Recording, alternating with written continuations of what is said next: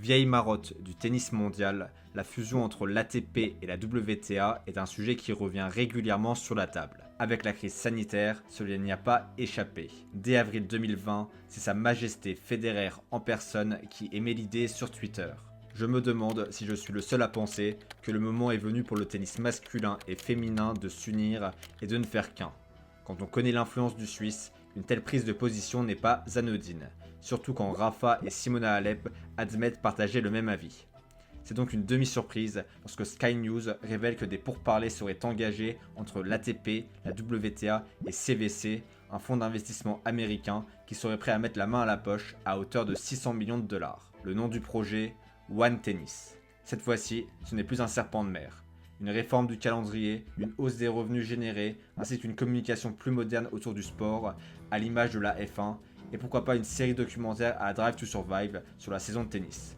Rêvons un peu. Mais avant de présenter ce projet One Tennis plus en détail, voyons qui sont les trois acteurs en jeu.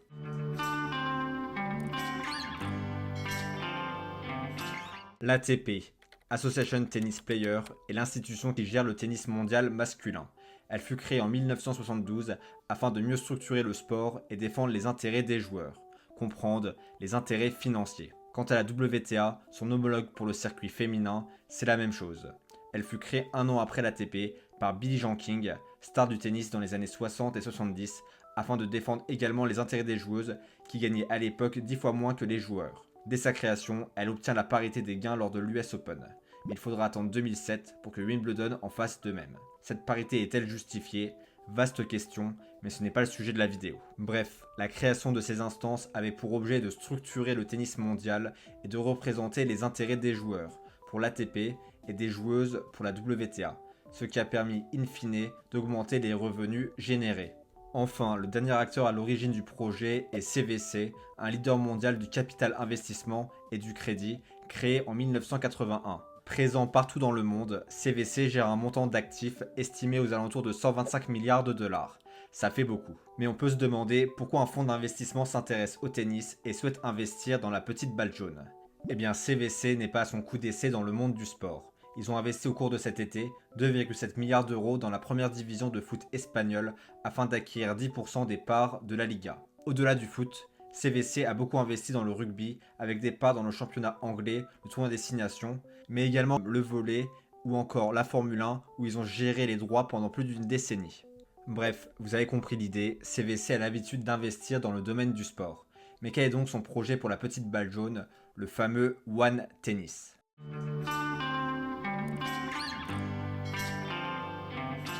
J'ai parlé de fusion de l'ATP et de la WTA, mais ce n'est pas tout à fait ça.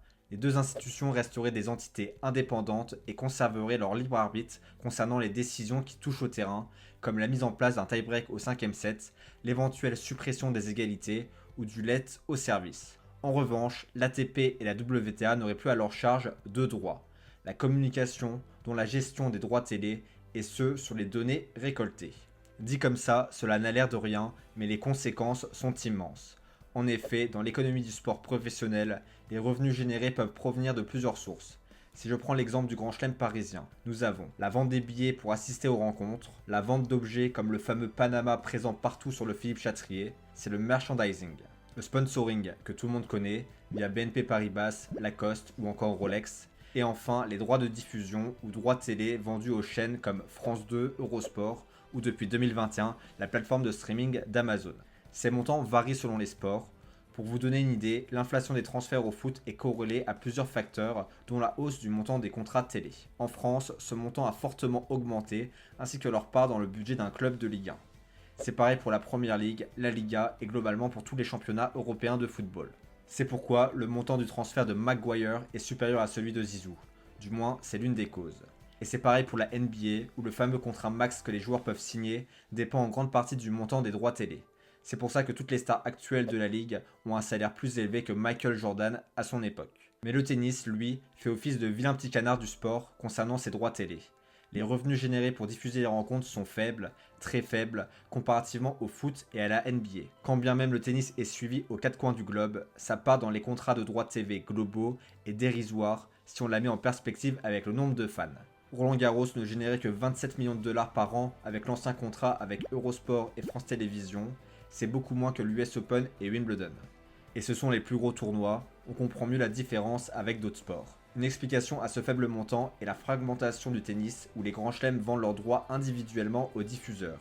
Le rapport de force est donc déséquilibré, une fusion de tous les droits des tournois féminins et masculins permettrait de le rééquilibrer lors des négociations avec les diffuseurs. D'ailleurs, c'est l'un des objectifs de CVC, vendre l'ensemble des tournois de tennis.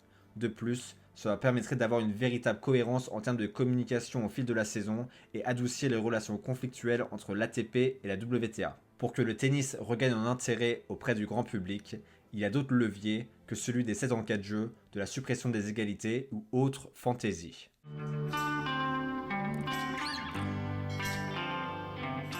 La gestion des données. Possible que cette source de revenus ne vous parle pas du tout, mais ce marché est en pleine expansion. Celui-ci pesait 1 milliard en 2020 et les projections l'amènent à grossir de 500% d'ici 2025. Comment l'expliquer ? Les progrès technologiques font qu'il y a de plus en plus de données récupérées pour analyser les performances d'une équipe ou d'un joueur, ce qui intéresse grandement plusieurs acteurs du monde du sport. En premier lieu, bien évidemment, les clubs, pour améliorer les performances de leur équipe, mais également les sites de paris en ligne qui souhaitent avoir un maximum de données pour estimer au mieux leur cote. Et ces sites ont de l'argent, beaucoup d'argent. En effet, si je prends juste l'exemple français, le marché a explosé depuis sa réglementation et l'ouverture des sites de paris en ligne. En 2010, la France comptait 819 000 joueurs, en 2020, ils étaient 4,5 millions. Et cette hausse s'accompagne nécessairement par une augmentation des sommes pariées. Avec cet accroissement de la demande, ces droits sur la gestion des données vont naturellement prendre de la valeur au cours des prochaines années. On comprend mieux l'intérêt de CVC pour ceci. Mais alors, ce projet peut-il sauver le tennis qui est en difficulté depuis le début de la crise et les stades à moitié vides ? Eh bien selon moi, c'est une opportunité pour unifier le tennis mondial afin d'avoir une stratégie globale de développement et de communication autour du sport. Et non plus des luttes intestines à l'image de la création de l'ATP Cup et de la Coupe Davis nouvelle formule, symbole absolu d'une mésentente entre les hauts dirigeants de la petite balle jaune. Le tennis n'est pas mort, vive le tennis!